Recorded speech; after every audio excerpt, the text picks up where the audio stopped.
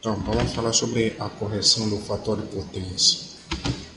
Então, a correção do fator de potência é muito importante para reduzir o consumo de energia elétrica em empresas, em indústrias. E existe um valor limite, que é 0,92, abaixo do qual as empresas pagam multa por operar com um fator de potência baixo. Então, as indústrias têm sempre a necessidade de corrigir o fator de potência da empresa, para que essa multa não venha a ser paga. Então, como se faz a correção do fator de potência? Predominantemente, os nossos circuitos são indutivos. Nós temos muitas lâmpadas fluorescentes que têm reatores, motores, ventiladores. Então, a nossa carga predominantemente é indutiva. Então, o indutor tende a jogar o fator de potência lá embaixo. Também o capacitor, só o capacitor também tende a jogar o fator de potência lá para baixo. Que se a carga for puramente indutiva, o fator de potência de uma carga puramente indutiva é zero. O fator de potência de uma carga puramente capacitiva também é zero. Tá? Então, qual é o artifício que se usa? Já que a reatância, o capacitor e o indutor estão sempre em oposição, se a sua instalação está com um fator de potência indutiva e baixa, para você levantar esse fator de potência, você conecta um capacitor. O capacitor vai tender a puxar essa linha para o lado dele. Ele vai elevar o fator de potência até o valor 1. Se você continuar colocando o capacitor em excesso, ele vai começar a cair também de valor.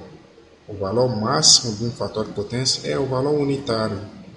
Então, abaixo, se você colocar capacitor em excesso, o fator de potência vai começar a cair. Digamos, se o teu fator de potência indutiva estava em 0,5, você for colocando o capacitor, como a gente está vendo aqui, conectar o capacitor em paralelo, então ele vai subir no 0,6, 0,8, 0,9 e 1. Então, chegando no valor 1 é o valor limite. Se você acrescentar mais capacitor, ele vai começar a cair. Só que ele vai cair agora capacitivamente. 0,9, 0,8, 0,5, capacitivo. Ou seja, capacitor em excesso não resolve o meu problema.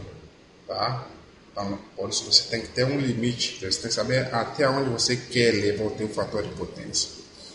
Então, antes de você corrigir o fator de potência de uma carga, de um sistema, você precisa saber primeiramente qual é o fator de potência inicial da tua instalação ou da tua carga, que eu chamo de cosseno de θi. Aqui não escrevi, mas seria o cosseno de θ inicial. Cosseno de θ inicial seria o fator de potência inicial da minha instalação. Então, se eu quero corrigir o fator de potência, eu tenho que saber a que valor está atualmente o meu fator de potência. Então, isso é o cosseno de θ inicial, que eu posso chamar de FP inicial, fator de potência inicial. Então, tem que saber esse cara aqui, esse fator de potência inicial da minha instalação. Tá?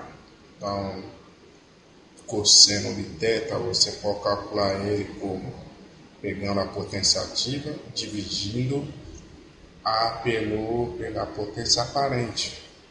Então, você tem várias formas de você calcular o cosseno de θ. Tá?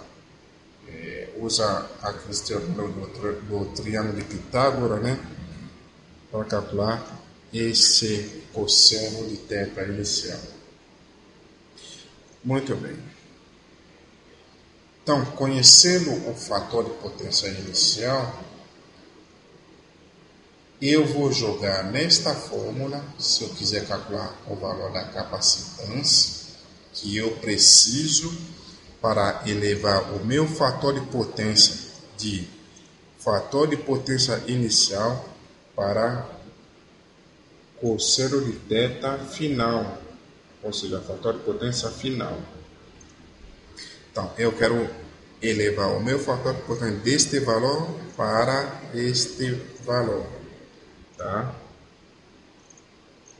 Se eu quiser saber a capacitância, eu vou usar esta fórmula aqui, ó, que vai ser a potência ativa do meu circuito vezes a tangente de θ inicial. Como que eu vou achar a tangente de θ inicial? Para eu saber a tangente de θ inicial, eu preciso saber o cosseno de θ inicial. Se eu conhecer o cosseno de θ inicial, eu consigo chegar na tangente. Conhecendo o cosseno, você conhece o seno. Conhecendo o seno, tangente é seno sobre cosseno. Tá? Então, tangente de θ inicial é seno inicial sobre cosseno inicial. Tá? Menos tangente de θ final. O fator de potência final geralmente é dado. Então, você quer saber, você sabe para que valor você quer corrigir o teu fator de potência. Ou é para 0,92 ou é para 1, por exemplo. Tá? Então, a partir desse fator de potência, você conhece a tangente, porque geralmente aqueles valores que a gente tem que ter em mente. Cosseno, se cosseno for 0,8, o seno vai ser 0,6. Logo, a tangente vai ser 3/4. Isso aí tem que estar em mente. Então, cosseno de θ se for 0,8, isso aqui implica em seno de θ igual a 0,6, o que implica que tangente de θ vai ser 3/4, ou seja, 0,75. Você tem que saber isso, tem que estar em mente, porque esses valores caem muito em concurso. Tá? Tem que saber isso em mente. Então, os demais são aqueles ramos de 30, 45, 60, que tem que saber seno e cosseno e tangente deles também. Tá? Então, eu faço, se eu quero calcular a capacitância, P vezes o fator de tangente de θ inicial menos tangente de θ final sobre ômega vezes VC ao quadrado. Tá? Eu vou calcular a capacitância em farad. Na maioria das vezes, o que se pede é a potência do banco de capacitor a ser conectado aqui, em paralelo com a carga ou o circuito. Então, a gente quer calcular a potência desse capacitor aqui, que eu vou conectar em paralelo com a carga. Então, para isso, você usa esta fórmula. Potência ativa do circuito. A potência ativa não muda, né, antes de corrigir o fator de potência e depois. Então, continua sendo o mesmo P. Vezes fator de tangente de θ inicial menos tangente de θ final. Então, P vezes tangente de θ inicial me dá o Q inicial. E P vezes tangente de θ final me dá o Q final. Pronto, acabou. Calcular a potência do banco de capacitor que eu preciso. Tá? Então, eu só dependo de conhecer o P, o fator de potência inicial, a partir do qual eu consigo chegar em tangente de θ inicial, o fator de potência o fator de potência final, que é este, a partir do qual eu consigo chegar na tangente de θ final.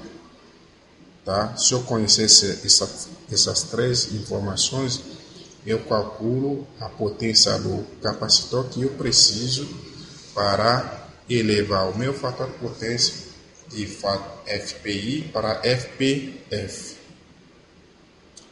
Tá? Então, como encontrar QI? QI às vezes já está dado no enunciado do problema. Aqui, por exemplo, se ele te der a potência P do circuito, ele te dá a potência reativa do circuito, aqui pego a 100 watts e uma carga puramente indutiva de 10 kVAR. Então, quem é o que inicial do meu circuito? É 10 kVAR, tá? Porque o que só se dá em cima de elementos reativos, ou o capacitor ou o indutor. Neste caso, nesse circuito aqui, só tem um indutor e o resistor. Então, o indutor é o responsável, só ele, pelo QI. Então, no enunciado, se ele falar que se ele tiver o P e o Q, então aquele Q vai ser o QI. Se for uma única carga só com Q. Tá? Então, se ele te der o P, você pode calcular o Q. Se ele te der o P e o fator de potência inicial, você calcula o Q a partir desta fórmula. Ou, às vezes, ele não te dá o P, ele te dá o S e o fator de potência inicial.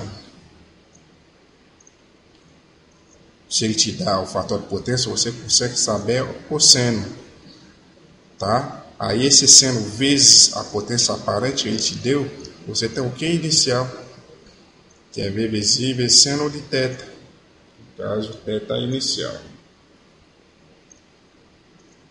Ou, às vezes, a tua carga, né, o teu sistema, o teu circuito, tem uma carga indutiva, tem uma carga capacitiva, sendo que a carga indutiva é predominante em cima da carga capacitiva, de modo que ele jogou o fator de potência lá embaixo, né? Aí você precisa conectar mais um ou outro capacitor para elevar o fator de potência. Então, aqui vai ser o teu Q inicial. Entenda bem. No teu circuito inicial você tem digamos, você pode ter um R, um L, mais um C. Só que o teu L, o Q dele é muito predominante em cima do QC. Jogou o fator de potência lá embaixo. Aí você vai conectar um azul, o capacitor em azul, vai conectar ao circuito para tentar elevar o fator de potência. Então, o que vai ser o teu Q inicial?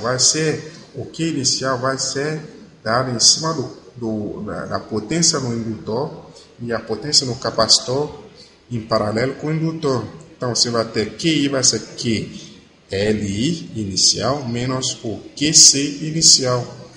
Inicial é antes de eu conectar o capacitor. Tá? Se o teu sistema ou o teu circuito tem uma carga indutiva, uma carga capacitiva, faz a subtração das duas para você saber quem é o QI. Tá? Ou, às vezes, você tem mais de uma carga indutiva, você tem 2, 3 cargas indutivas. Quem é o QI? Vai ser a soma das potências das cargas indutivas. Tá?